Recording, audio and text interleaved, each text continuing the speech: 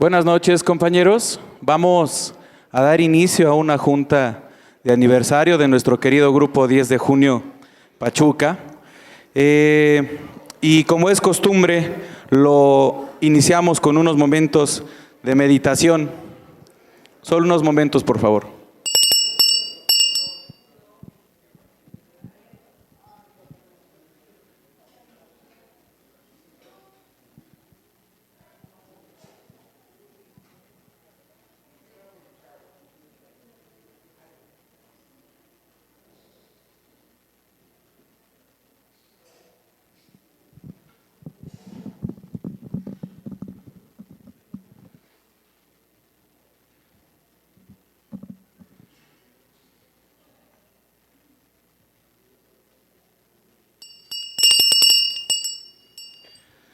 Alcohólicos Anónimos es una comunidad de hombres y mujeres que comparten su mutua experiencia, fortaleza y esperanza para resolver su problema común y ayudar a otros a recuperarse del alcoholismo. El único requisito para ser miembro de Alcohólicos Anónimos es el deseo de dejar la bebida. Para ser miembro de Alcohólicos Anónimos no se pagan honorarios ni cuotas, nos mantenemos de nuestras propias contribuciones. AA no se afilia a ninguna secta, religión, organización o institución alguna, no desea intervenir en controversias, no respalda ni se opone a ninguna causa. Nuestro objetivo primordial es obtener la sobriedad y ayudar a otros a obtenerla. Compañeros, buenas noches. Mi nombre es Héctor Hugo. Y he aceptado ser un alcohólico y hoy, por la gracia de Dios, en recuperación. Primeramente doy la bienvenida a nuestros grupos invitados de la Ciudad de México, de León, Guanajuato, de Los Cabos, de Villahermosa, de Misantla, ¿se me está pasando alguno? Creo que de Chicago, de Kentucky. A todos los grupos invitados que nos hacen el honor de compartir con nosotros este 33 aniversario, 33 aniversario de nuestro grupo 10 de junio Pachuca. Bueno, como es una junta abierta, les quiero compartir que nuestro grupo siempre se ha caracterizado por en cada aniversario traer a exponentes que nutran nuestro crecimiento y nuestra recuperación. Año con año nos esmeramos para que cada aniversario sea y contribuya con aportar al entendimiento de nuestra enfermedad, que es el alcoholismo. Y la excepción no es en esta ocasión, y hoy, muy de manera particular, me congratula que tenemos a un ponente que es cofundador de nuestro grupo 10 de junio Pachuca, ¿sí? Él es médico cirujano, traumatólogo, ortopedista, tiene especialidad en derechos humanos, administración hospitalaria, ha sido jefe de urgencias, de traumatología, asesor de la Secretaría de Salud, en fin, ha ocupado diversos cargos públicos. El tema que nos va a compartir hoy nuestro ponente es el alcoholismo como una enfermedad. Y aunque de la lectura que he dado de las actividades que ha desarrollado en su ámbito profesional, el médico no tiene estudios enfocados en especialidad del alcoholismo, desde luego que es especialista en el tema porque padece de esa enfermedad y hoy ya en recuperación. El día de hoy nos acompaña con el tema, la literatura de 3 charlas para las sociedades médicas, a nuestro compañero Alfredo, o mejor conocido por todos sus amigos como el Capi, para quien pido un fuerte aplauso, por favor.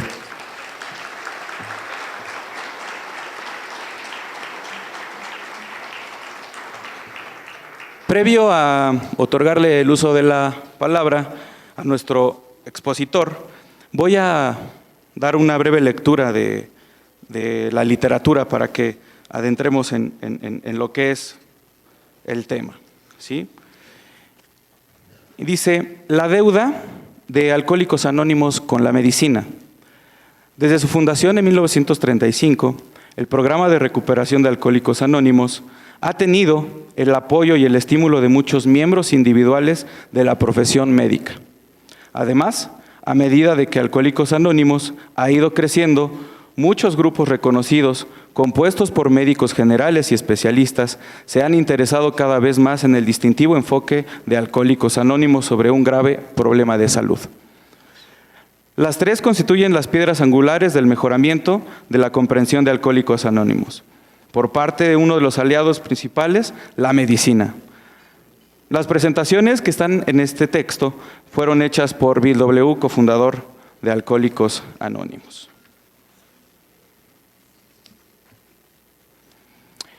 ¿Es el alcoholismo realmente una enfermedad? La Asociación Médica Norteamericana y la Organización Mundial de la Salud, así como otros muchos grupos profesionales, consideran el alcoholismo como una enfermedad. Los poderes judiciales y legislativos también han empezado a reconocerlo así.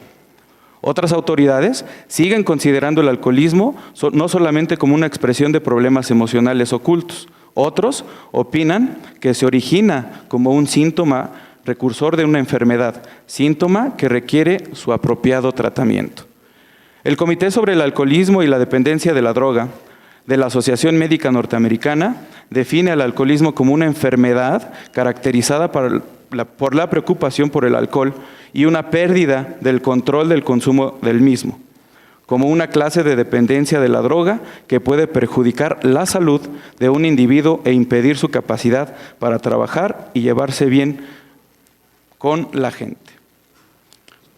Por último, voy a dar lectura al comentario realizado por el doctor Foster Kennedy, neurólogo de Nueva York, y él nos comenta: hemos oído un discurso elocuente y verdaderamente conmovedor, tanto en su forma como en su contenido informativo. No tengo la menor duda de que un hombre que se ha recuperado del ansia del alcohol tiene mucha mayor capacidad para curar el alcoholismo que un doctor que nunca ha sido afligido con la misma maldición. Esta organización de Alcohólicos Anónimos se vale de dos mayores fuentes de poder conocidas por el ser humano: la religión y el instinto de asociarse con su prójimo, que Trotter ha llamado el instinto agregario. La fe religiosa ha sido descrita por Matthew Arnold como una creencia firme en un poder superior a nosotros mismos que sirve para crear la rectitud, y de esto se puede adquirir un sentimiento de utilidad por medio de una especie de conversión religiosa que puede ser llamada una de las variedades de la experiencia religiosa. Creo que nosotros los médicos siempre hemos tenido la dificultad en encontrar para nuestros pacientes convalecientes una ocupación de suficiente fuerza motriz emocional como para compensar los resultados psíquicos del alcohol les ha retirado. Creo que nuestra profesión tiene que reconocer y valorar esta magnífica arma terapéutica. Si no lo hacemos, tendremos que declararnos culpables de la esterilidad emocional y de haber perdido esa fe que mueve montañas, sin la cual es poco con lo que la medicina puede hacer.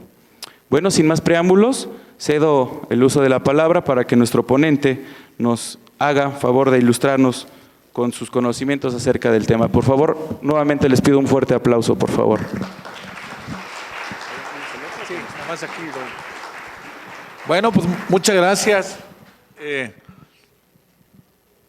Siempre es grato, aunque dicen que nadie es profeta en su tierra. Entonces, yo tengo la ventaja enorme de que aquí viví toda mi vida. Soy un joven de 66 años de edad que está empezando a disfrutar muchas más cosas que nadie antes había tenido y que hoy las comentaré con ustedes. Pero en 1975, que estaba yo en el internado, ¿sí?, la mayoría de los médicos hemos sido de carne de cañón de las autoridades de salud, y pues trabajaba yo 36 por 12. Lo malo es que 36 horas eran un terrible desgaste y 12 supuestamente de descanso.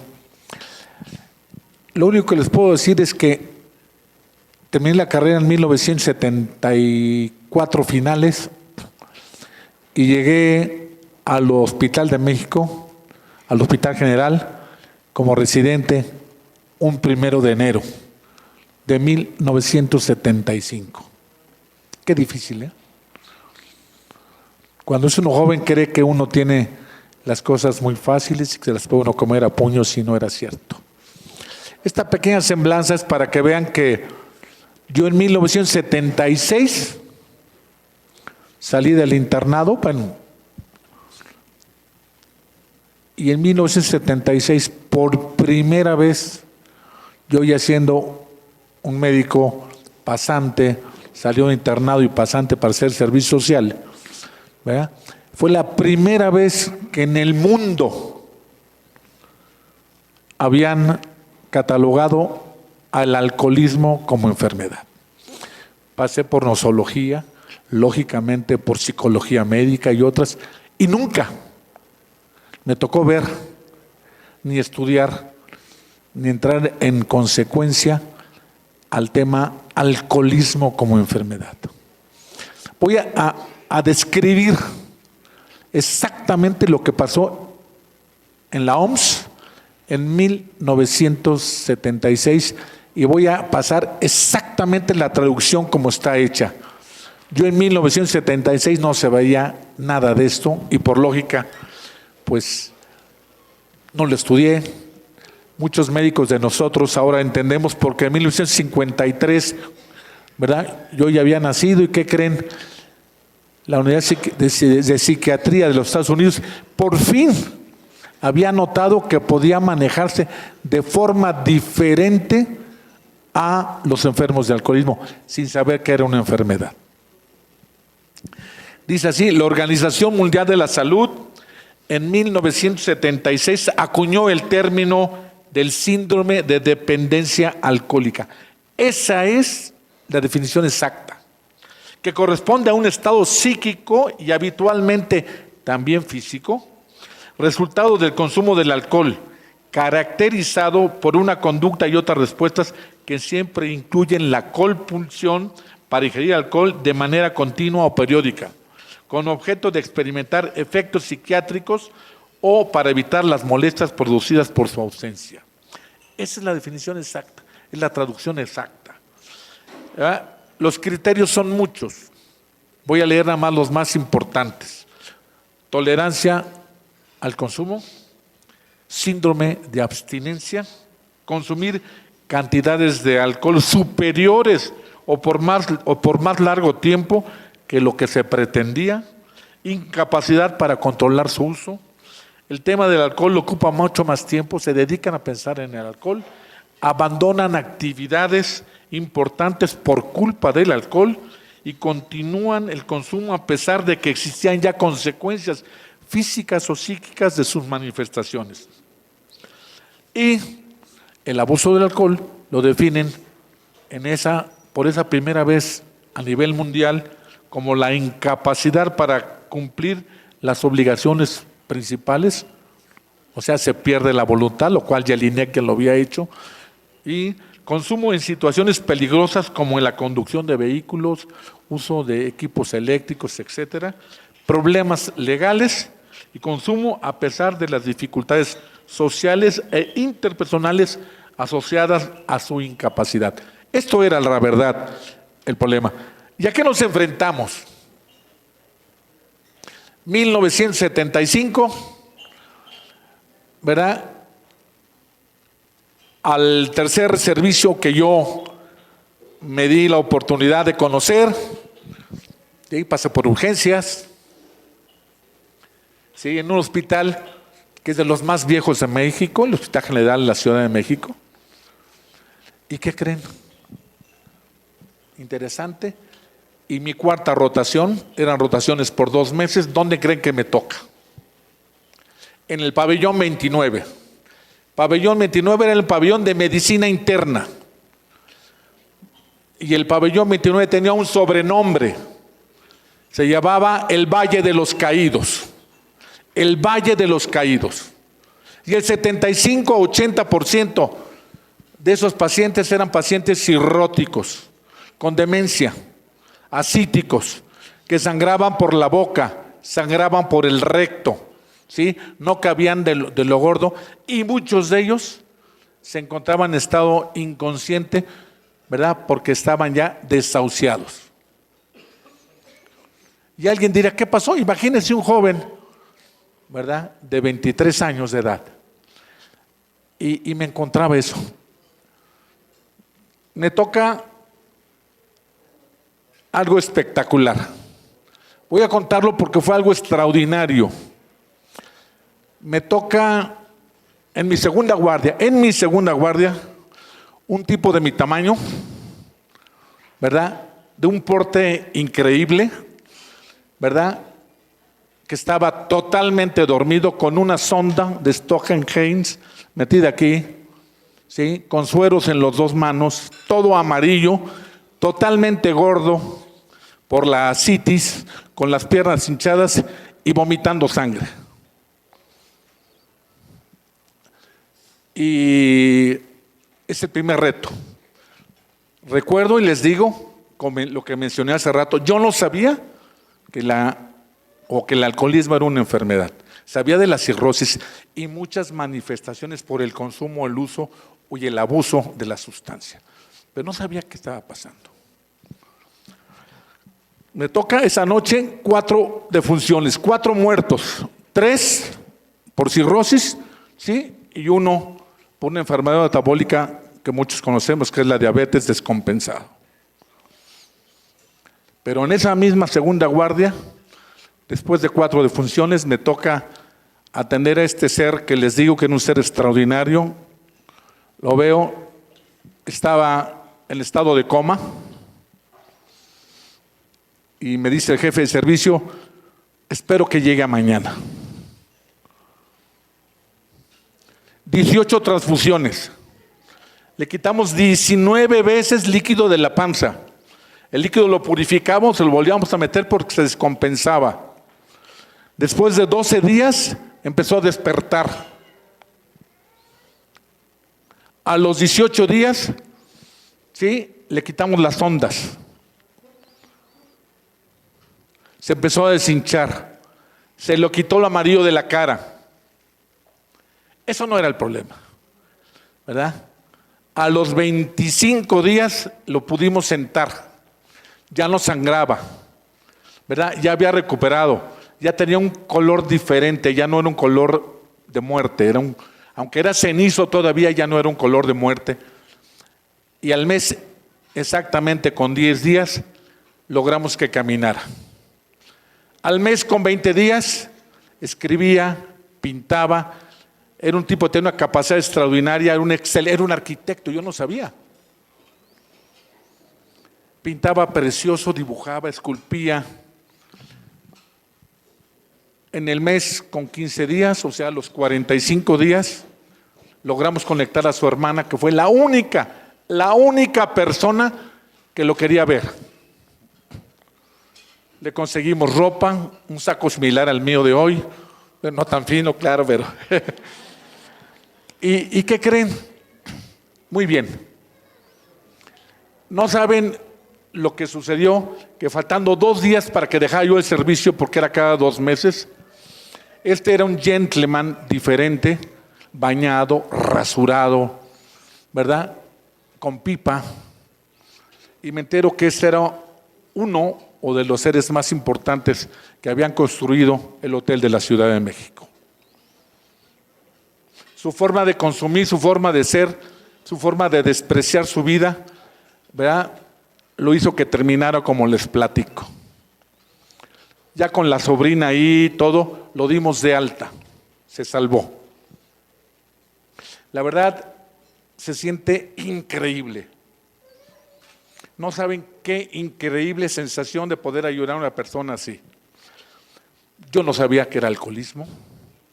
A esa edad no me importaba. Bebía yo como chacuaco, ¿verdad? Casi igual como los que fuman ahora.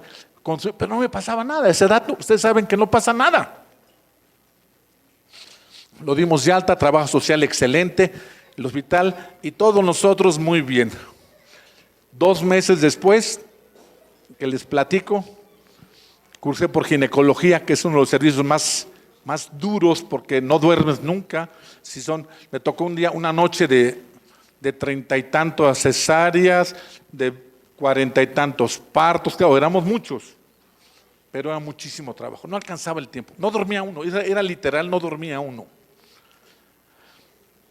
Y creo que me quedé con esa sensación buena de boca. Hicimos nosotros, ¿verdad?, algo que se acostumbraba en ese hospital, que al final de año el jefe de servicio y los directores de los hospitales nos invitaban a hacer una fiesta de clausura, que yo se hacía acostumbrado en todos los lugares del mundo. Acabas un ciclo, que era el internado, fue la fiesta, y ahí estaba, los que conocen en México, había una cantina que se llama el Barcela, tal vez la cantina más famosa de todos los médicos del Hospital General de los años 70 y 80. Es más, decidimos no salir de esa cantina. Creo que estuvimos 2 días en esa cantina hoy, etcétera, festejando que habíamos terminado. En el mes de enero, después de esa fiesta y a todo mundo, porque en el mes de febrero entrábamos al servicio social, fuimos al hospital por nuestra carta y fuimos a ver al jefe de servicio de urgencias. ¿Y qué creen que nos encontramos?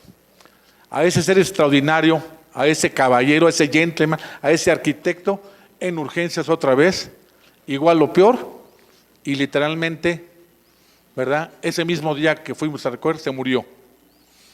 Lo único que habíamos hecho, o lo único que hicimos, fue prolongar su agonía, porque no le enseñamos, no les dimos la oportunidad, porque yo tampoco sabía que había un lugar diferente o una parte donde se puede dejar de beber, o un lugar donde nosotros podíamos haberle enseñado que se podía salvar. Yo no lo sabía.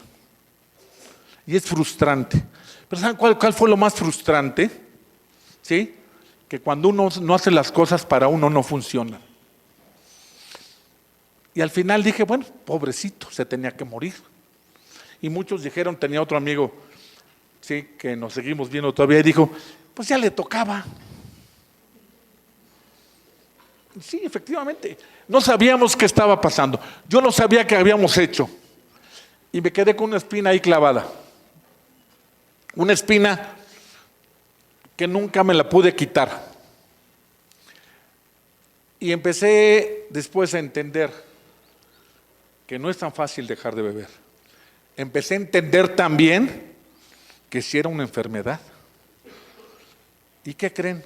Empecé a comprender que había signos y síntomas de esta enfermedad. La primera pregunta es, del punto de vista médico, ¿qué es un signo?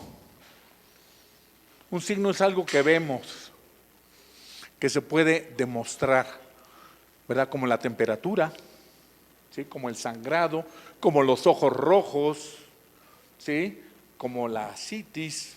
Y síntoma es lo que nos refieren, que sienten y cómo lo manifiestan.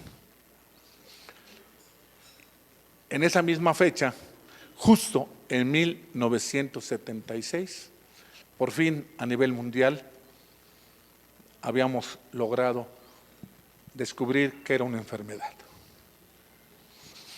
La segunda pregunta que me hago hoy, después de ese momento tan frustrante, tan comprometido con la vida y con las circunstancias, es ¿qué es el alcohol?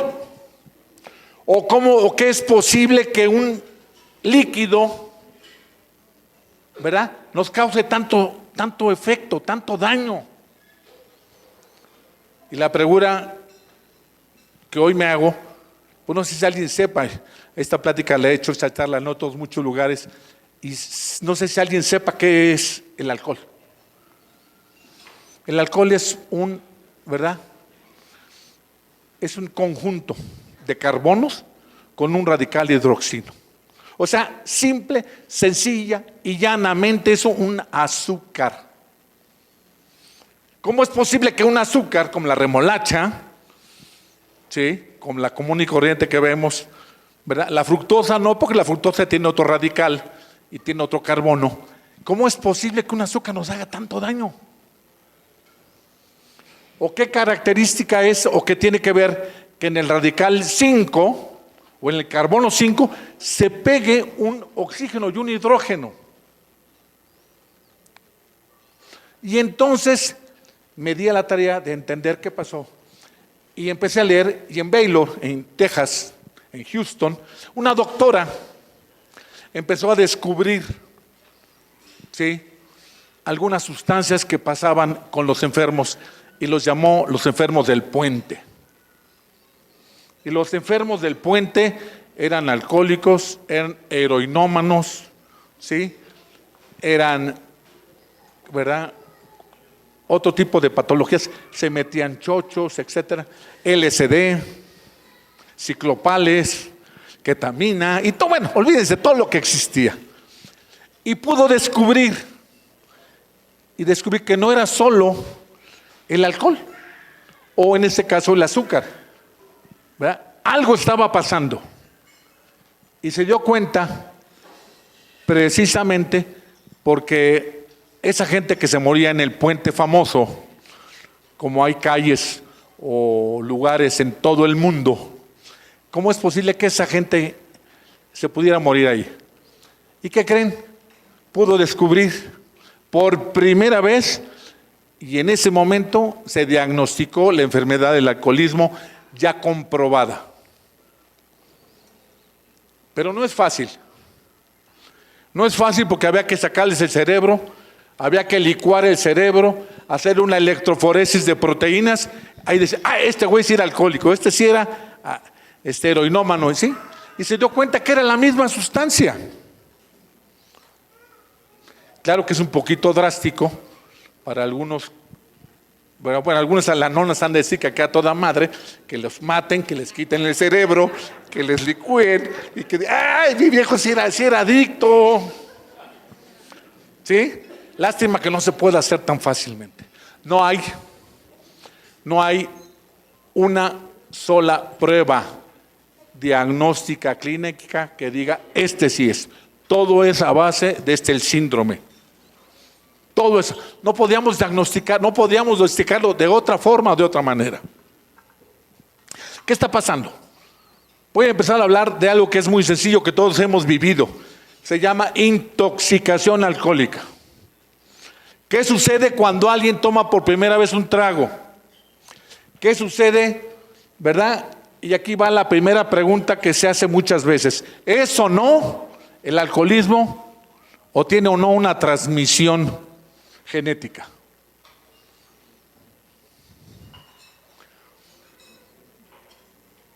Pues diríamos, todos los que han consumido azúcares, pues tienen una transmisión genética. Pues no. Solo el 1% o menos del 1% podemos decir que hay un gen diseñado, hecho exclusivamente para aprender. ¿Sucede? Sí. Hay gente que toma el primer trago en su vida, se lo toma por primera vez y se sigue. Pero el 99% nos hacemos alcohólicos, me incluyo, a base de estar una y entrenarnos y otra, y otra, y otra, y la que sigue, y otra, y no me pasó nada, y otra vez, y otra. ¿Esa parte qué es? Y voy a hacerles una comparación. Los que hacen ejercicio o han hecho ejercicio se dan cuenta que cuando empiezan a hacer ejercicio les duelen los brazos, las piernas. Los que han corrido o que andan en bicicleta o que son ejercitadores de fin de semana, los lunes amanecen así.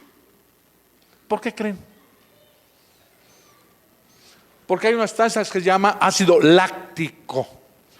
Y el ácido láctico es el responsable del dolor, porque se acumula porque no funciona. Y como todos los seres humanos tenemos un feedback, o sea, una retroalimentación positiva o negativa. Hay mucha azúcar, entra la insulina. Hay poca azúcar, entra el glucágono. Entonces, todos los seres humanos siempre vamos a una homeostasis, a un nivel, no podemos estar ni muy arriba ni muy abajo. Todos los seres humanos. Entonces, si hay mucho ácido láctico, ¿qué pasa? Que entra una sustancia que se llama deshidrogenasa láctica. Es una deshidrogenasa. El ácido láctico, ¿verdad?, tiene un radical hidroxilo, ¿verdad?, un oxígeno y un hidrógeno. ¿Y qué creen? También hay una deshidrogenasa alcohólica. que tiene ¿verdad? Que quita un radical oxígeno y un radical hidroxilo. El problema es que si hay en el cuerpo una cantidad suficiente y si nos entrenamos, ¿verdad?, de deshidrogenasa láctica que va retirando, si vamos haciendo ejercicio cada vez más y más y más, nuestro cuerpo produce más y más deshidrogenasa láctica. ¿Y qué creen? También pasa igual con la deshidrogenasa alcohólica. Produce más y más. ¿Y qué creen? Alguien dijo un día, ya aprendí a beber. Porque empezó a beber y al principio, como muchos en una fiesta, se le pasaban las copas y llegó borracho. Pero después de 20, 30 o 40 veces de beber, dijo, en la madre ya aprendí a beber. Tomo, y luego hasta me entablo. Dijeron, en la madre este güey ya no se pone pedo. Ya se le paró, ya sabe chupar. No, ya se jodieron, se hicieron alcohólicos. Pues sí, porque produjeron deshidrogenasa alcohólica. ¿Y qué creen? La deshidrogenasa alcohólica no se rompe, porque nuestro cuerpo no está diseñado, no tiene una estructura. Por eso les digo que genéticamente no puede ser, porque no hay una estructura que la desdoble y que la quite. Esa deshidrogenasa alcohólica, cuando circula más de la cuenta, es la responsable que se enchuequen las manos, que haya escalofríos, ¿verdad? Que lastime los nervios. ¿Por qué? Porque lastima la mielina. Y digo, ¿pero cómo es posible? Claro, la entrenamos, pero ¿qué pasa? Es también la que nos induce a que si dejamos de beber, tengamos la necesidad de volver a beber, porque cruzaríamos por la segunda fase. ¿Sí? Lo que encontró esta doctora en Baylor. Y entonces sale otra sustancia nueva que no conocíamos, que nadie sabía, porque nadie ha investigado, que es una tetracualonona, que esa sustancia es la responsable de regular a la deshidrogenasa alcohólica. Entonces, pues, a todo da, ¿no? Entonces ya sabemos de que hay todo y lo vamos haciendo. Y es la responsable esta de aquí. El único problema es que la tetracuanolona se mete en el mesencéfalo, en el área 4 y 6 de Brockman, se mete ahí y ahí se guarda. Pero eso sí, de una vez para que queden tranquilos, para aquellos que piensen que se puede curar la enfermedad del alcoholismo, que la gente cuando baja su umbral de dolor, de neurosis, cuando baja su umbral de resentimiento, etc., se va a curar, está difícil.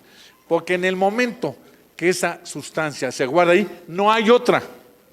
No hay otra. No existe hasta hoy un solo medicamento, una sola parte que diga, se presente, la quitamos y ya, le damos un chocho. No se puede. Esto quiere decir que efectivamente la compulsión es cuando existe las dos sustancias, tanto la deshidrogenasa alcohólica como la tetracuanolona. ¿Y qué pasa? Han oído muchas veces a alguien, ya dejé de beber, unos ya aprendieron, dijeron, ya mejor le paré y dejé de beber, y deja 5 años, o 10 años, o 20 años, o refieren mucha gente que hasta 25 años, y se le ocurre volver a beber. ¿Qué pasa? Pasa exactamente lo mismo como cuando detuvo el carro, nada más que ahora sin aceite, la batería de la chingada, ¿sí? Y sin cuenta. Entonces, hagan de cuenta que es como un borrego que se va para atrás, y en ese momento todo lo que habían medio acostumbrado a subir y bajar el feedback, a que hubiera algo que lo mantuviera tranquilo y poder chupar y tomar con 1 o 2, ya poder hasta escribir. Decía uno de nuestros compañeros hace 33 años que un despertar alcoholical era tomarse 3 tragos para firmar un cheque. Entonces, pues no. Efectivamente, no funciona. Ese es lo grave del problema. ¿Qué es la intoxicación alcohólica? Retomamos 2 puntos. El más sencillo, ¿qué podemos manejar nosotros los seres humanos?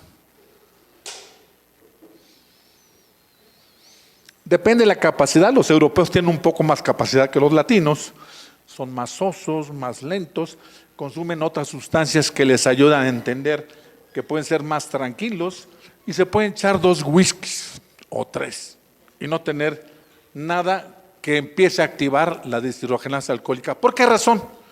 Porque todo nuestro cuerpo tiene algunas sustancias que son deshidrogenasas común y corriente. Y cuando se presenta ácido úrico, cuando se presenta ácido láctico, cuando se presenta alcohol, cuando se presenta alguna sustancia que induce, ¿sí? Y ahí van otras dos que a lo mejor no sabían. Es la misma sustancia que pasa con los adictos al sexo y al juego. La misma, porque entra por el olfato. Y es la misma sustancia que se produce. O sea, ya también lo descubrieron.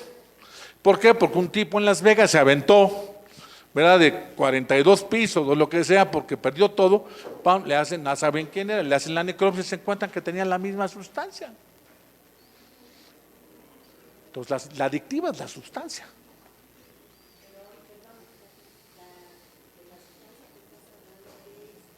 La tetacuanolona. ¿Mandé? Tetacuanolona.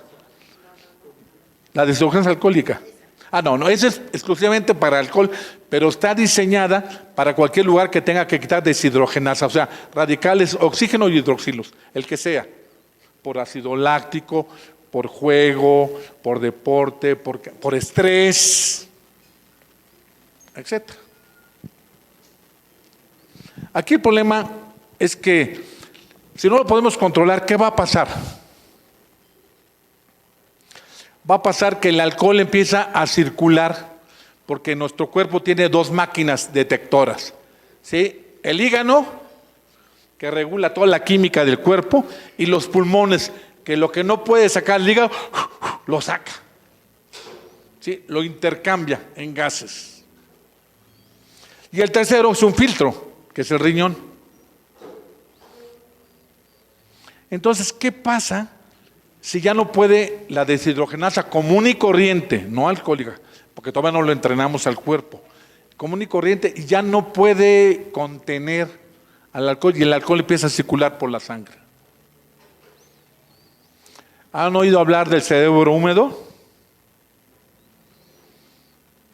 El cerebro es grasa, ¿eh? Los han echado taquitos de sesos, ¿verdad?, y fosfolípidos y todo, es grasa.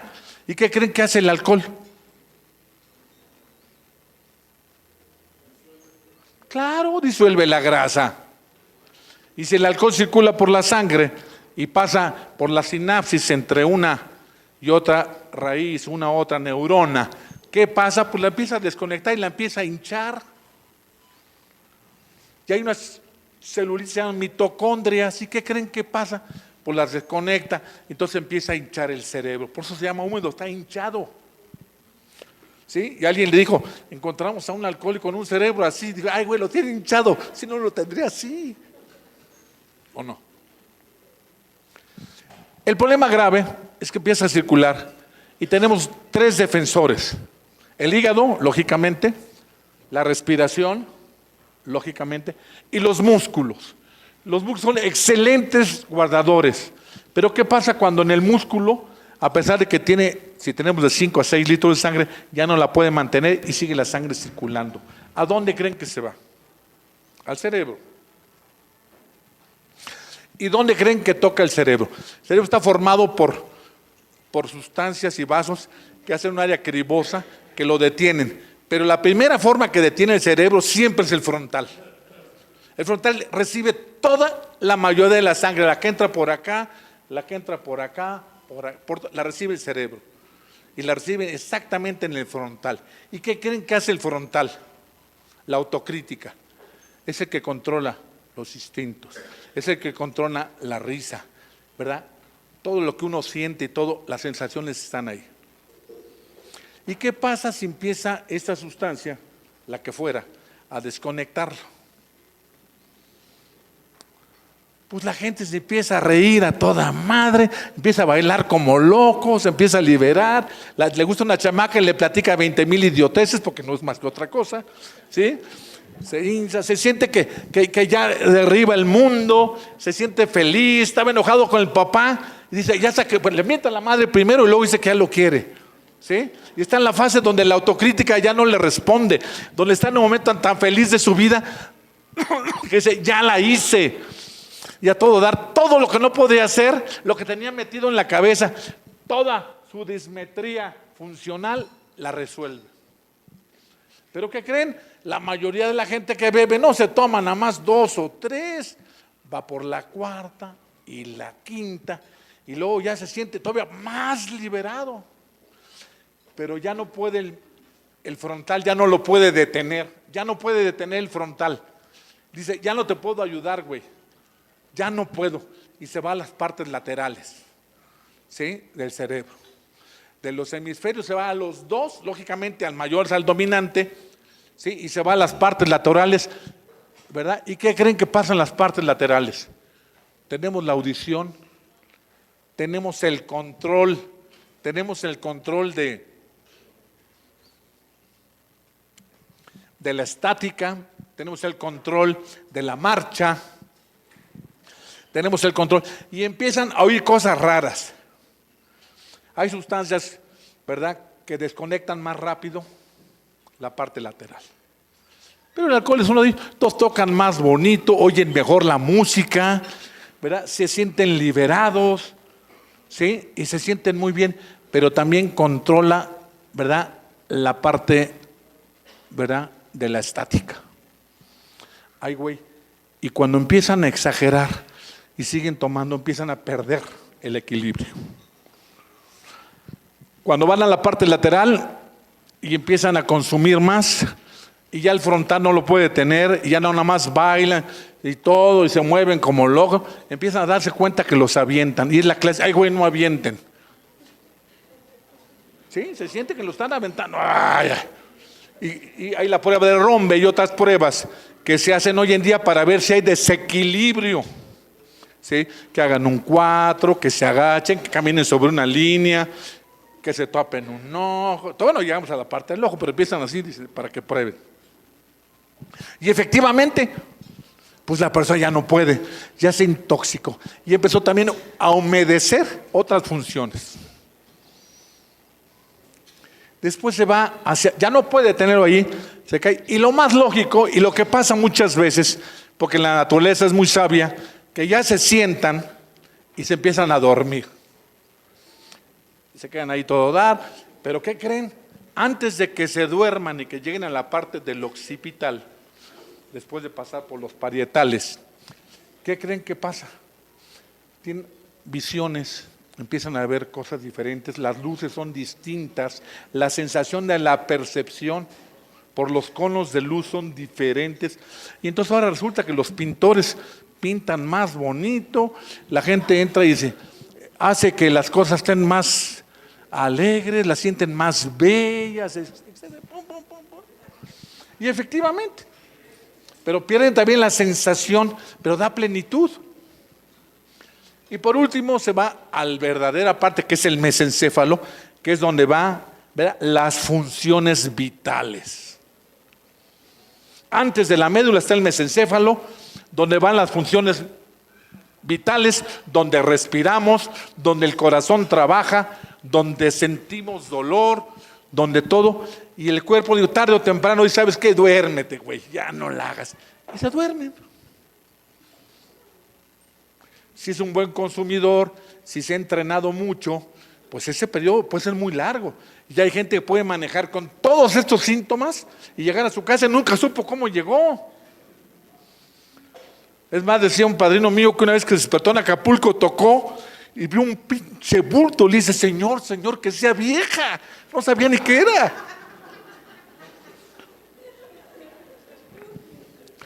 Imagínense la sensación. Y eso que les digo, claro, empieza a haber palimpsestos cortos, zonas de amnesia, porque todo esto lo pierde.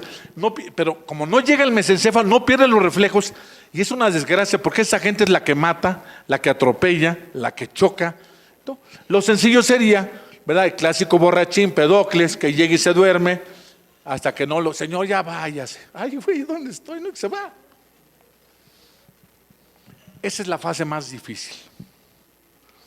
Pero eso se llama intoxicación alcohólica. Le puede pasar a un bebedor común, a un bebedor normal y a muchos alcohólicos.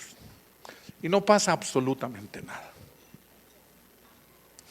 La lógica es que el 95% de la gente se duerme, después de una intoxicación no llega, al otro día amanece de la fregada.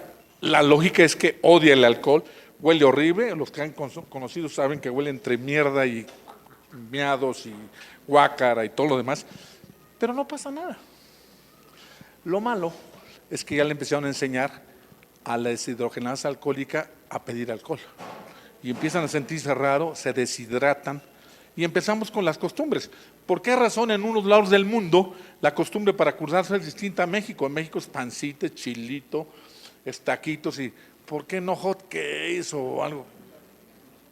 Porque es la costumbre la que nos llevó. Pero al final de cuentas es una deshidratación en todos los sentidos.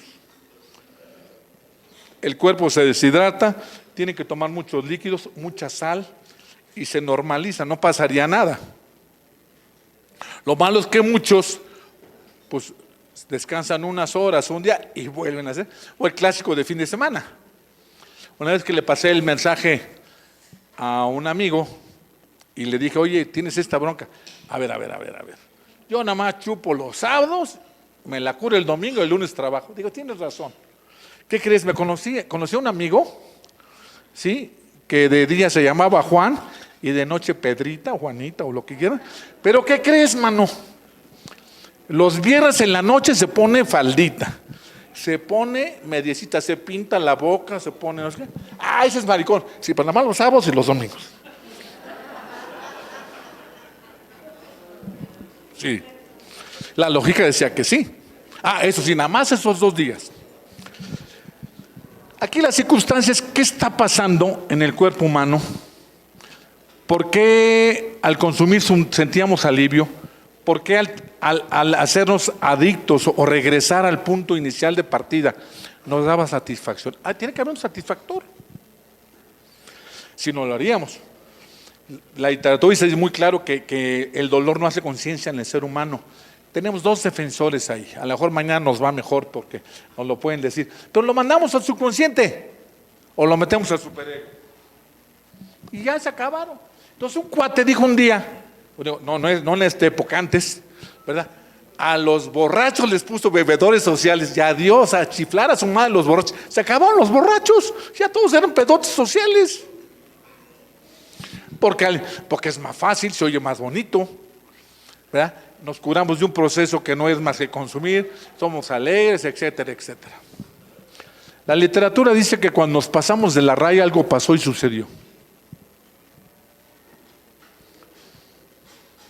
Aquí el problema es que si fuera nada más físico, ¿verdad? Un buen suero, una buena alimentación, tomar muchos líquidos, un buen descanso, etcétera y ya. ¿Cuánto tiempo dura el alcohol en la sangre? Hay sustancias que pueden durar semanas, meses o años.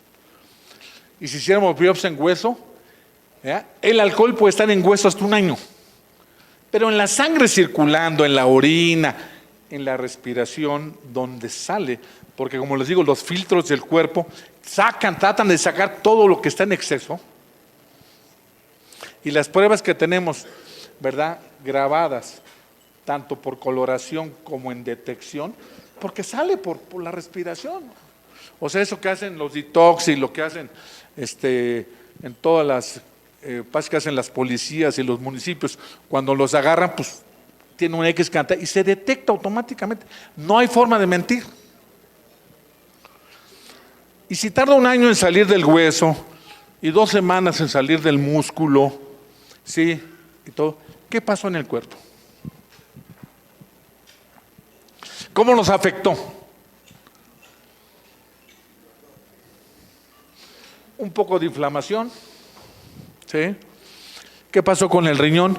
¿Verdad? El túbulo contorneal lo puso a trabajar más rápido y ¿qué creen? Orinamos como locos y nos deshidratamos.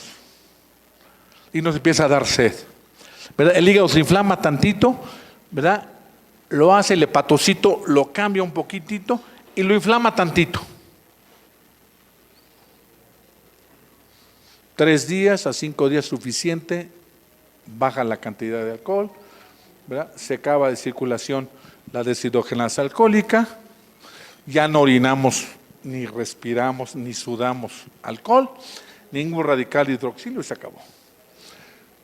Cuando entrenamos al cuerpo y el cuerpo ya no maneja 3 whiskies o 4 cervezas o 3 pulques y ya maneja 25, o 4 botellas, o 10 días, o 20 días.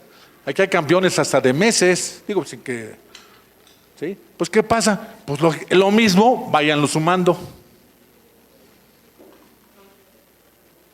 Claro, no todos los cuerpos son iguales, efectivamente, no todo el mundo se daña igual. ¿Y por qué se llama alcohólico desnutricional a la cirrosis? Porque la gente deja de comer. No es tanto que le falte comida, es que deja de comer. Es tanta la necesidad de consumir alcohol que deja de comer. Y si no hay otro tipo de proteína que proteja el hígado, ¿verdad? Y que cubra los músculos y todas las exigencias que tiene nuestro cuerpo, 38 ATPs, imagínense, salen y no lo podemos controlar, ¿qué pasa? Pues tarde o temprano, ¿verdad? Todo lo que filtra y todo lo que nuestra química hace en el hígado se empieza a destruir y el hígado se empieza a inflamar. Ya no voy a tener más rollo, sino voy a... ¿Cuáles son los caminos? Vamos a dejar el término bonito de los bebedores sociales. Pero muchos buenos bebedores sociales. ¿Cuál es el camino? ¿Cuáles caminos creen que sean? No son muchos. Bonita la cantina, ¿no? A toda madre. El bebedor social, el alcohólico, se va y va a la cantina. Hasta cuando puede ir a la cantina. El que no se queda en su casa.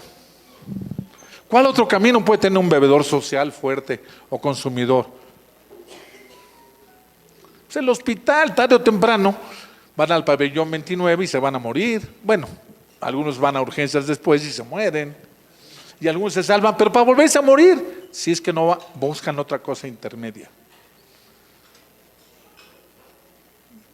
Otro camino, que es un adyuvante o coadyuvante de la medicina, pues la psiquiatría, se van al manicomio, que era muy característico. Antes del 1976 lo manejaban como locos, como enfermos mentales, y así, bueno, sí somos, digo, bueno, perdónenme que me incluya con la... Sí somos, pero era característico, o sea, antes del 76 todos eran enfermos mentales.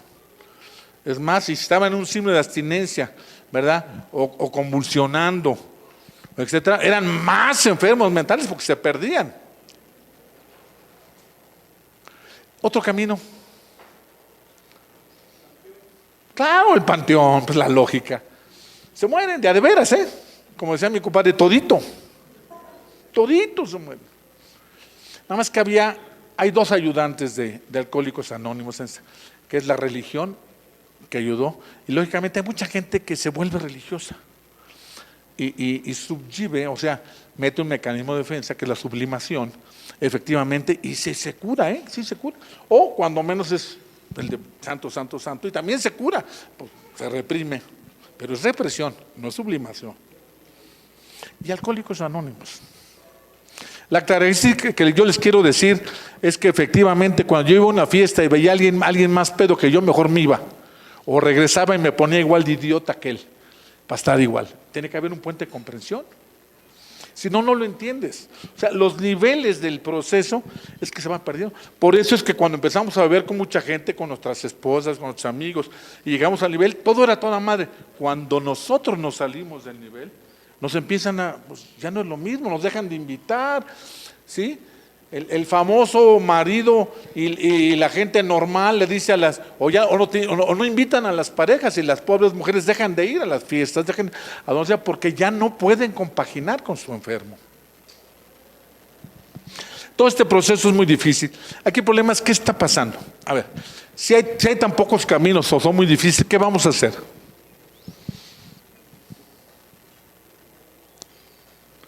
¿Y por qué efectivamente hoy en día funciona, ¿verdad? Cuando menos el conductismo y cuando menos, ¿verdad?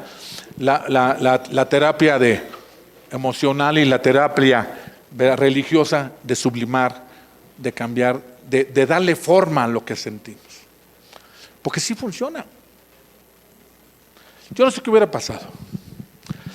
Pues yo vi morir a esta persona. Regresando aquí me nombraron jefe del estado, ¿verdad?, de hospitales. Ay, güey, se sienta toda madre. Llegas de ser. Y cuando llegué aquí también me dijo alguien, pásala mi doctor, en una cantina, pásala mi doctor, qué bueno saliste. Dije, pues claro, estuve en Nacional de Ortopedia, fui jefe de residentes y estuve en tal trabajo. No, güey, pal pedo. Claro. Y cuando fui, ¿qué creen? Llegué a Tulancingo a revisar el hospital y nos invitan a una reunión de Alcohólicos Anónimos y a un anexo. Les platiqué en la semana. Fui a ese anexo y me tocó ver un niño de 7 años de edad con cirrosis. Fue la primera vez que empecé a aceptar que si las cosas eran para mí, cambiaban. Cuando eran para los demás era fácil. Y me dolió y sentí. Cuando se murió este amigo, el arquitecto, no me preocupé porque no lo hice para mí. Oí todos los comentarios que les dije exactamente los mismos. Vi a un amigo, me quedan 8 minutos. Fui a un amigo que era muy amigo mío. Él compuso con Magallanes una canción que dice: a donde quiera que tú quieras voy, a donde quieras. Con la primera que me tome de la mano y que no insista. A mis pecados, con esa me voy. Sí, imagínense. Y era mi cuate de parrandas, tocaba la lírica, funcional, y me dijo, ya regresé, ya volví a los Alcohólicos Anónimos a que me borren de la lista. ¿Y qué creen? Que lo borran de todas las listas de Pachuca, menos la del Panteón. Se fue hasta allá abajo de un camión, según advertencia. Dije, en la madre. Y me cuentan algo que hasta hoy a mí me ha funcionado. En Pachuca, el 24 de junio de 1948, ha sido la peor inundación, y luego la del 49, la peor inundación que tuvo Pachuca. ¿Por qué? Porque tiene 4 cerros pelones y un aire de la chingada, pero una sola entrada. Y en esa época no había cañada más que la misma cañada que les platica, que es la que va aquí, que se rió las avenidas. Es exacta, empezó a llover, y a llover, y a llover. En Pachuca, característico del 23 y 24 de junio, y a llover, y dicen que en Pachuca empezó a llover tanto que empezaron a llegar los vecinos, ¿verdad? La gente ahí, los paramédicos, señores, sálganse, toda el área decente, todo donde está en la cañada se va a inundar Pachuca. Y esta persona, que yo me asemejo a él, era como la tercera llamada, le dijo, no señor, yo soy muy cristiano, yo creo mucho en Dios, Dios me va a ayudar, yo toda mi vida he rezado, mi familia está muy bien conmigo, a mí no me va a pasar nada. No es extremo, pero sí, no se preocupe. Pues siguió lloviendo, mucha gente se salió, de todas las, mucha gente salió, claro, se murieron muchos también, porque también habemos necios. Y ya total, pues no, seguía lloviendo y no se paraba el agua. Entonces llegó la lancha de la Cruz Roja y empezó a decir con el voceo, gente, vénganse acá, vamos a parar. Y empezaron a llevarse gente y otra lancha, ¿no? Igual, por favor, esto ya no va a parar, viene todo el agua del cerro, ya. Él mismo dijo, no, yo me voy a curar. La familia es muy linda, Dios, yo todos los domingos voy a misa, le pido mucho a Dios, le hago así todos los días, le entro, le doy al curita, a mí no me va a pasar nada. Pues sigo lloviendo y nada. Pues ya se fueron las lanchas de la Cruz Roja y este cuate se subió con su familia a la azotea porque pues veía que no se paraba, ¿no? Y llegó la última, un helicóptero. Quedaban 10, 15, 20 familias, estaba ahí porque había lugares altos en Pachuca en esa zona. Y por favor, súbanse, le mandaron la escalera y ni madres. ¿Qué creen? Pues llegó el agua y se lo llevó. Y lógicamente llegó con Dios y le reclamó. Señor, pero yo me he portado bien toda mi vida. Los días Viernes Santo no como carne, güey. Todo lo que usted... Sí, güey, pero yo te mandé a tu compadre y ni madres. Te mandé a los paramédicos y ni madres. Te mandé a la Cruz Roja y ni madres. Te mandé el helicóptero. Sí. Vi la gente, entonces es cuando te das cuenta que sí funciona. Aquí el milagro es hacerlo para uno. No funciona nada que no hagas para ti. Y búsquenle. ¿Quién come por ustedes? ¿Quién piensa por ustedes? ¿Quién analiza por ustedes? ¿Quién defeca por ustedes? ¿Quién siente por ustedes? Nadie. Esa es la verdadera sensación. Y eso es la única manera que puedas entender las cosas. Así entendí yo. Pero ¿qué creen? Me dio vergüenza. Concluyo diciéndoles que me dio vergüenza que me vieran la gente en Pachuca, que yo, no me da pena voltearme. En la misma curva 2 veces, me volteé otras 5 veces más, destruí un lugar que se llamaba El Abanico, no sé si alguien lo conoció, ¿verdad? Pero el más famoso burdel de casi Cuautla y Pachuca eran las 2 zonas de tolerancia más grandes que había en el país. Bueno, y Acapulco, pero Acapulco era otra cosa, ¿no? ¿Y qué creen? Pues igual, pero yo no pasaba nada, no entendía nada. No me daba vergüenza, hice lo que quise y todo. Entonces cuando me pasaron el mensaje dije, pues sí voy a ir, me tuve que ir a México, al grupo 10 de junio en la Torre Latinoamericana, y ahí levanté mi mano. Como a los 6 meses, me invitaron a Pachuca, porque aquí son chismosos como en todos los grupos y en todos los lugares, y porque todo el mundo sabía que estaba yo en Alcohólicos Anónimos, claro, pero yo pensaba que no sabían que estaba yo en Alcohólicos Anónimos, ni el papá de Pancho, ni el papá de no, nadie pensaba que estaban en Alcohólicos Anónimos. Sabían que eran pedotes, que eran lo que nadie sabía, ni que estaban.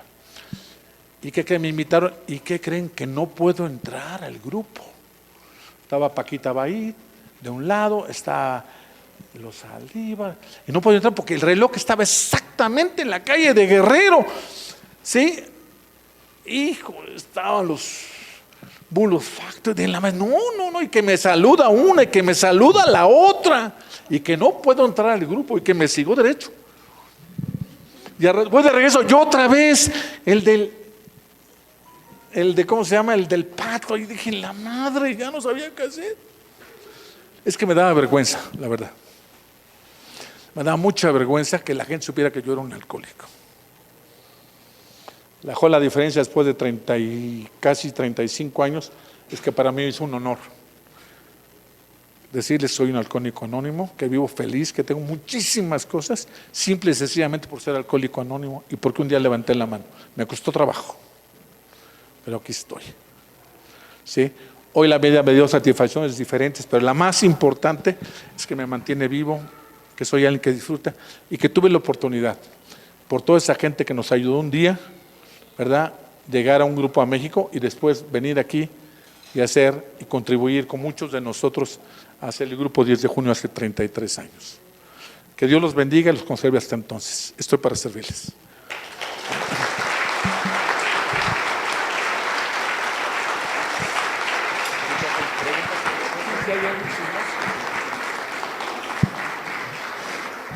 Muchas gracias, y aunque la exposición fue bastante clara, precisa y concisa, vamos a abrir un pequeño lapso para si alguien tiene alguna pregunta que quiera hacerla a nuestro expositor. Por favor, levante la mano y hasta allá le llevamos el micrófono para que la haga, por favor.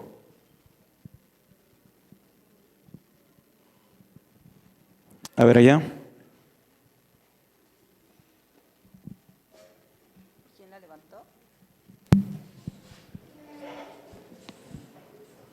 ¿Quién levantó la mano?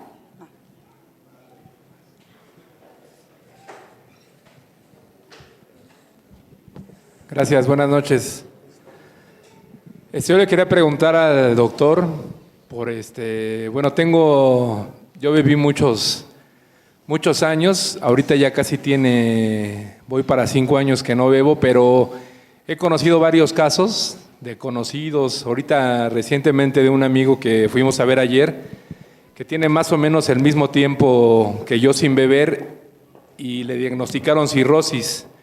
Mi papá murió de cirrosis, yo consumí pues muchísimo, yo creo que de milagro no tengo, pero la pregunta es, por ejemplo, yo o todos los que tengamos esa duda, porque yo me he hecho todos los estudios que me han mandado, perfiles hepáticos, químicas sanguíneas, y no me aparece nada. Entonces ahora que pasó lo de mi amigo ayer, pues sí estoy algo preocupado, y pues ahorita aprovechando que está el doctor aquí, pues me gustaría que me aclarara ese por qué. O sea, he conocido varios casos, como 3 o 4, es más, incluso gente que ya tiene más de 10 años sin beber y después le diagnostican cirrosis. Bueno, mira, es muy buena pregunta, sobre todo en relación a que hay 4 pruebas que se tienen que hacer todos aquellos que bebieron como locos. La número es pruebas de funcionamiento hepático, es pura citoquímica. Ahí no hay problema, es ver cómo funcionan todas las cosas, es la 1. 2, pruebas de coagulación y sangrado, porque uno de los problemas del hígado es que tiene que o está relacionado con los problemas de sangrado. Pero lo único que nos diagnostica, ¿verdad?, con toda la seguridad se llama biopsia hepática. ¿Sí? Hay casos como los que conocieron a Rodrigo Gorostieta, Enríquez Alabastida y otros amigos, llegaron a Alcohólicos Anónimos con hígado hepático o graso, o algunos con precirrosis, o sea, después del ácido graso. En el caso de Rodrigo Gorostieta, que me tocó a mí, que llegó al grupo 10 de junio de la Torre y que me tocó a mí verlo y apoyarlo, tenía una biopsia hepática positiva a cirrosis ya hígado graso. Él se iba a morir, nada más duró 5 años en el grupo y le dio cirrosis y se murió. No se puede regresar. Hay fases. Y también la cantidad de hígado dañado. El hígado funciona hasta un 60-70% de daño, pero si tiene más del 70% de daño o de 65% de daño, empieza a tener problemas y entonces ya empieza a dar repercusiones. Entonces depende la cantidad del daño, el tipo de daño, ¿sí?, y cómo se dañó. Si está en las 3 fases, inflamación, esteatosis hepática y cirrosis, y todo el hígado está repartido y puede durar toda la vida y no le pasa nada. Pero si es más la esteatosis hepática que la inflamación, y aunque sea poquita la cirrosis, tarde o temprano va a ser cirrosis. Como inflamaciones, hepatitis, congestiones, ¿verdad?, baja de las defensas, o sea, se quedó en la raya. ¿Sí? Lo único que yo les digo, para que no se confíen, ¿verdad?, yo ya lo hice, háganse su biopsia hepática, ¿verdad?, sienten ahí, cuando dicen, estás a toda madre, güey, denle gracias a Dios. No hay otra. Gracias, doctor. ¿Alguien más?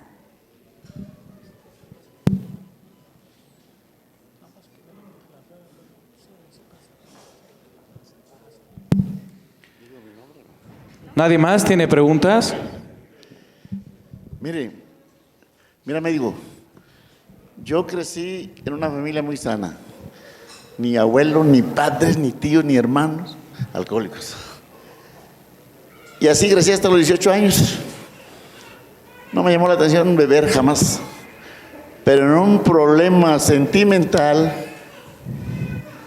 empecé a tomar para sacarme la espina del dolor. Hoy y de ahí ya no lo pude parar. Ese era mi aliviano. Y le busqué, nunca pude. Hasta los 28 años. Empecé a los 19, a los 28 le paro.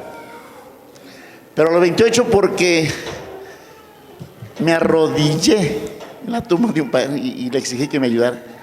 A los 2 días llego a Alcohólicos Anónimos. A los 18, 19 empecé a tomar. A los 28 le paro. Por gracia, me gustó el ambiente social como este. Padre. Pero lo más importante era que fui aprendiendo. Han pasado los años, te hablo de 1977 cuando llegué, voy a cumplir 42 años. Y una noche estaba en mi casa, un licuado para mi esposa. Tú preparas, ¿sabes? Sabroso. Y lo preparé.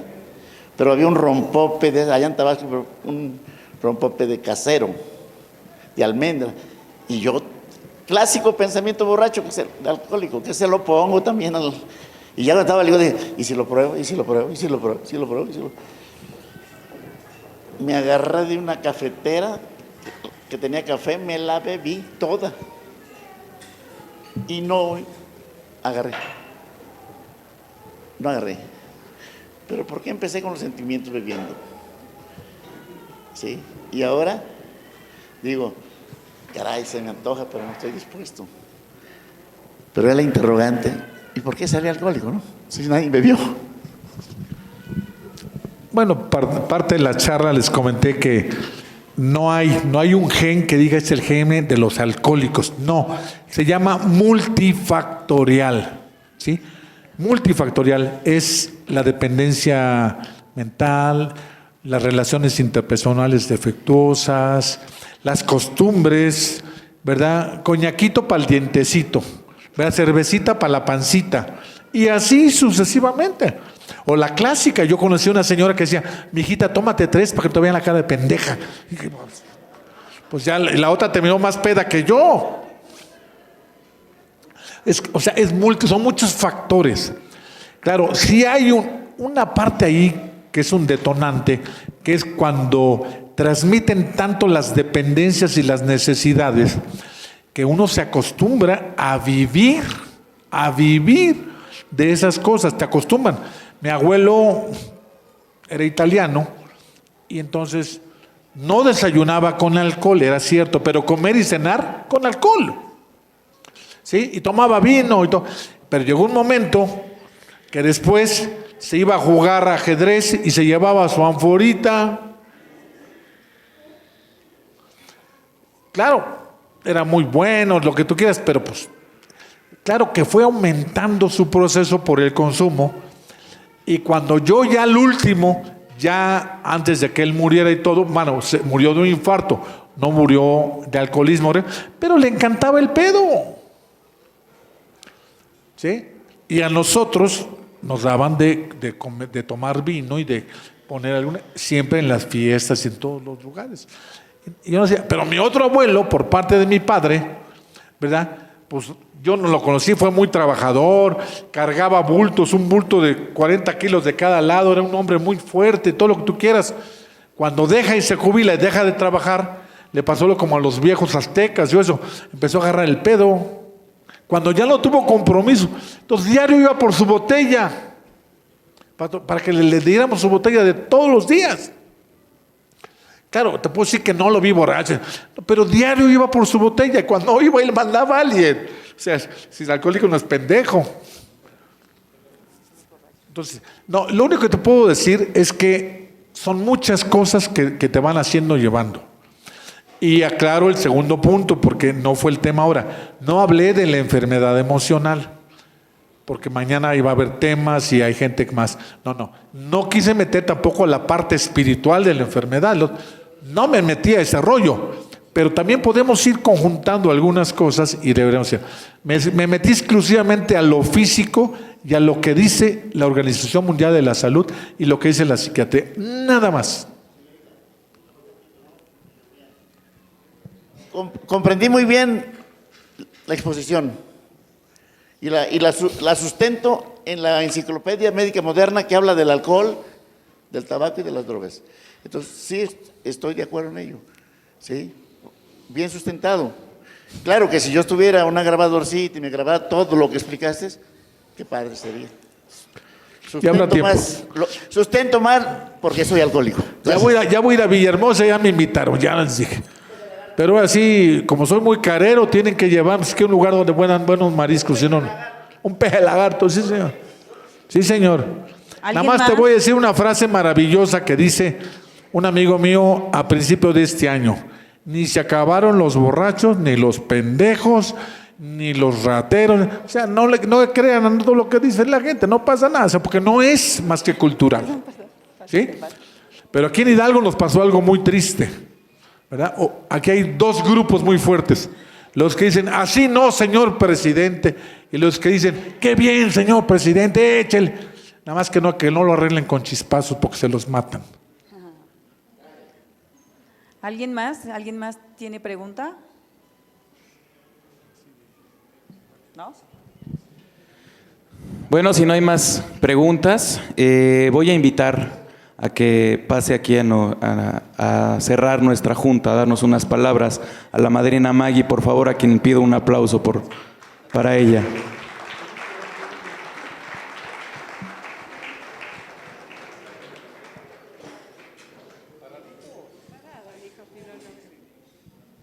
Amigos, buenas noches. Soy Margarita y por la gracia de Dios pude vivir feliz y plenamente con un enfermo de alcoholismo. con un alcohólico anónimo que comprendió, Capi, la gravedad de la enfermedad. A mí te iba a hacer la pregunta que me inquieta.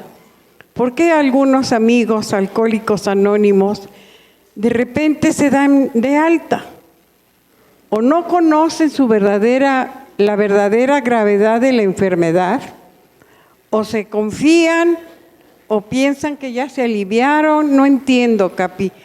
He visto morir gente como Capi, yo no soy médico, pero como esposa de alcohólico me di cuenta de cuántas personas muy relevantes en la sociedad murieron de alcoholismo.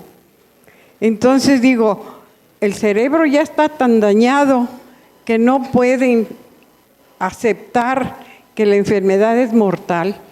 A mí me inquieta y me encanta poder estar con los que estamos conscientes de que mi lugar es este, de que cada motivación como un aniversario, ya sea individual o de grupo, me motiva a hacer conciencia de que este es mi lugar.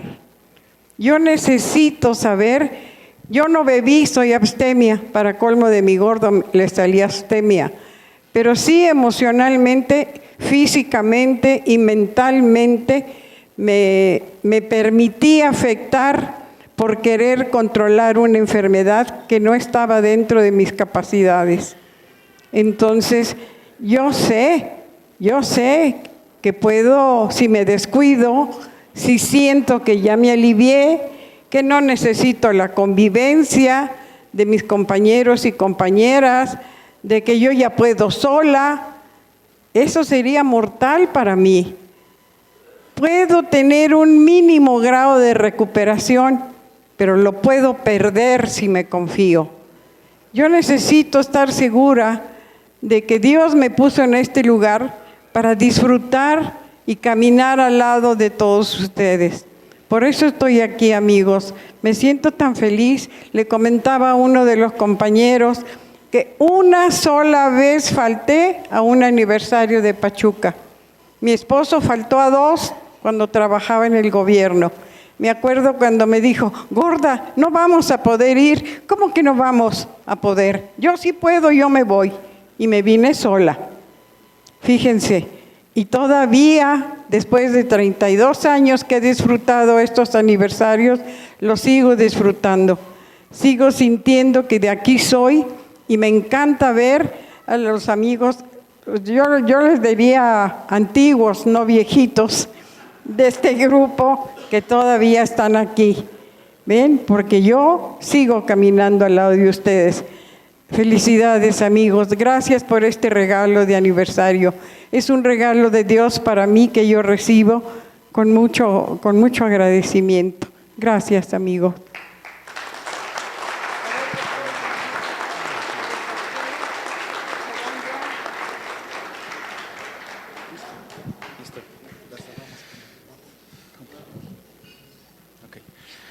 Bueno, pues compañeros, a mí solo me resta agradecer primeramente a Dios y después a mi grupo 10 de junio Pachuca por permitirme esta coordinación del 33 aniversario de mi grupo que hoy sé que me está salvando la vida porque a pesar de que tengo pocas 24 horas caminando por este sendero, sé y estoy con la plena convicción de que lo mejor está por venir. Muchas gracias y antes de terminar nuestra junta y obedeciendo a una quinta tradición, pregunto si existe alguien en esta junta, en esta sala, que venga por primera vez a una junta de Alcohólicos Anónimos, que crea tener problemas con su manera de beber o simplemente venga por información. Le suplico, por favor, se manifieste levantando la mano o poniéndose de pie.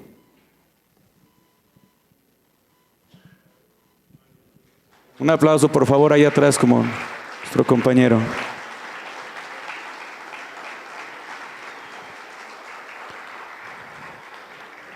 ¿Cómo te llamas, compañero? Osvaldo, pues bienvenido. Esta junta es y fue especialmente para ti. El grupo, por mi conducto, te hace llegar una oración a la cual voy a dar lectura. Y dice: abandónate a Dios según lo entiendas. Admite ante Él y ante tus semejantes tus faltas.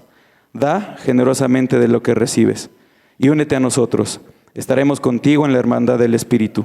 Y de seguro te encontrarás con muchos de nosotros cuando viajes por el camino del destino feliz. Que Dios te bendiga y te conserve hasta entonces. Bienvenido, Osvaldo. Al terminar la junta, un grupo de compañeros se va a acercar a ti para darte mayor información o por si tienes dudas. Y no habiendo más, pasamos a una generosa séptima, por favor.